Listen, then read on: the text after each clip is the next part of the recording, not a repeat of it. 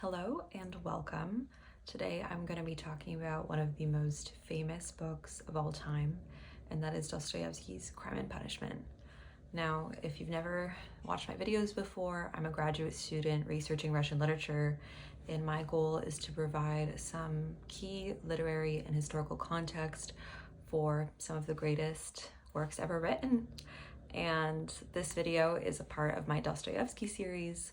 I've already posted a few, and I'll be going in order of publication. So without further ado, the tradition that this text belongs to is that of the Petersburg text. And I've talked about this before, but it's essentially a body of work in Russian literature that contributes to this myth of St. Petersburg as a place where appearances are deceiving, a city of madness. And Dostoevsky specifically focuses on the ugliest parts of St. Petersburg. So squalor, poverty, disease, dirt, all of those things. So this is not Peter the Great's vision of St. Petersburg at all. He looks at exploitation, child prostitution, and curiously, the protagonist, Raskolnikov, actually feels more at home in this Petersburg than he does with his own family. Now, Dostoevsky is a novelist of ideas, and so dialogue is essential to him. Conversations with secondary characters help reflect certain facets of the plot, as well as Raskolnikov's identity. Now, there is a genre blend at work here. We have the detective novel. It's an ideological thriller.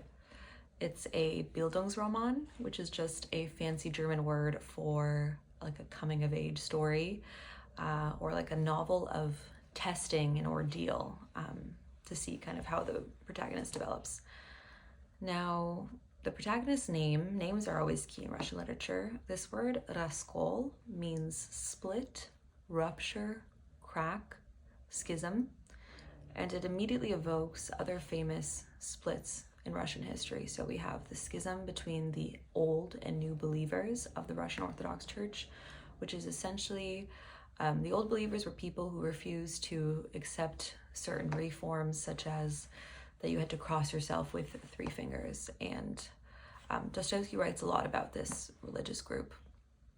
There's also the split amongst the Russian intelligentsia between Slavophiles and Westerners.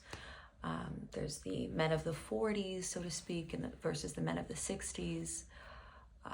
These are all things I can elaborate on, but Raskol means split. And there's also this split between the way a crime should be carried out, that is according to plan, and the way it actually comes about. Now, the novel's title in Russian is Prestuplenie и наказание. And this word prestuplenie at its core is this word for step, stepping over, transgressing. That is what we're dealing with here. Raskolnikov thinks to himself, what do people fear most? A new step, a new word. That's a direct quote. And this is a kind of take on the detective novel because who committed the crime is no mystery. The novel starts with Raskolnikov's murder of his elderly landlady, who, by the way, is not a very nice woman, but I would say that that's besides the point, but it's actually integral to his motive because Raskolnikov has this evil landlady who's so greedy, and she's got all this like gold and jewels and stuff, and she's just not a great person. And so he thinks to himself, what if I kill her, take her money, and redistribute it amongst the poor? Like, imagine how much good can come from one woman's death. And this is directly in keeping with the ideology of rational utilitarianism, which dictates that in a rational society, any action taken should bring the greatest amount of good for the greatest amount of people. Now, what Raskolnikov does not account for is that his landlady's pregnant sister is going to walk in on the scene of the crime. Her name is Lizaveta. And Raskolnikov is obliged to murder her because she just witnessed him with the axe and, her sister's dead body. So what starts as this kind of ideological murder really becomes this senseless act of terror through this accident of the sister being there, because he murders her and by extension her unborn child. So this sister is instrumental because it shows Raskolnikov's ignorance of his own fate.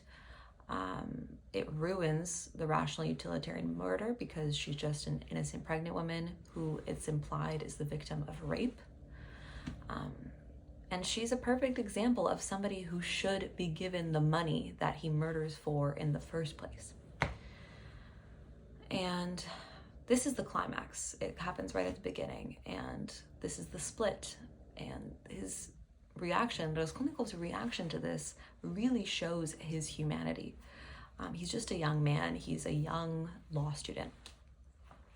Now, Raskolnikov belongs to a particular, or I suppose, very general class, and those are called the raznochinci. And this just means ambiguous or miscellaneous classes. This is obviously an intentional choice on Dostoevsky's part, because the 1860s were all about categorization, pinpointing people into classes. But this notion of raznochinci was actually kind of immortalized in Nikolai Chernyshevsky's novel What Is to Be Done, which I think I talked about in my Notes from Underground video. That's a really, really key work of Russian literature. Now, sacrifice is integral to the ideological framework of this novel.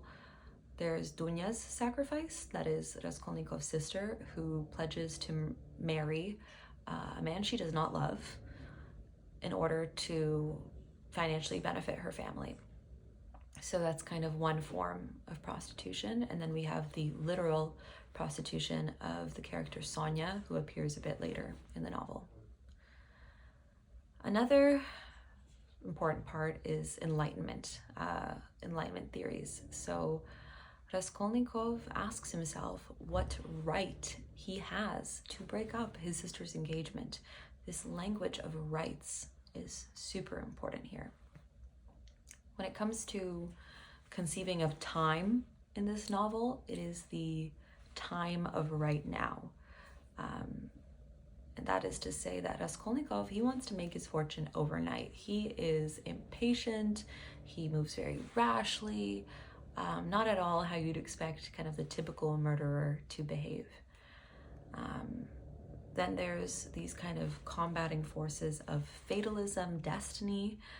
Raskolnikov feels as though a higher power is pushing him to commit the murder, which is at odds with this idea of chance. It's by accident that Raskolnikov hears that his landlady's sister won't be home, and then it's by accident that she actually ends up being home. A running undercurrent is this psychological pursuit and mania, which we see a lot in Dostoevsky's novel The Double. In this case, the detective assigned to Raskolnikov's case, his name is Porfiry Petrovich. He is totally on to Raskolnikov. That's very obvious, that's not a spoiler, but what is curious is his attitude towards this murderer. He seems to kind of sympathize with Raskolnikov and is manipulating him in certain ways. What else? Essentially, this crime gives Raskolnikov the opportunity to be something. He asks himself continuously, am I a louse? This language of insects and parasites comes up a lot. Cockroach, louse. He fears being a nobody, being a leech, being a burden to society and to his family. So these questions of knowledge and self-knowledge are really what this novel is all about. We get to ask, what does this murder say about who Raskolnikov is? He asks himself, is he a somebody or a nobody? And I admittedly hated this novel when I first read it in many, many years ago. I couldn't I couldn't get behind, the endless passages of dialogue. And I thought it was really interesting at the beginning, when the murder was taking place, but then as it just progressed and Raskolnikov is interacting with all these different random people, I lost patience. But I hope that doesn't happen to you. I hope that you give this work a real chance, because it's very unique. It's important to the history of just writing in general, novelists. Yeah, I think it's one of those books you have to read before you die. And so if you've already read this one, I hope that this video made you a little bit nostalgic, or maybe taught you something new that you didn't know before. And if you've never read it before, I hope you feel like you've got some good context and background information with which to start your reading. So enjoy, and thanks so much for watching. I really, really appreciate it. Okay, take care. Bye.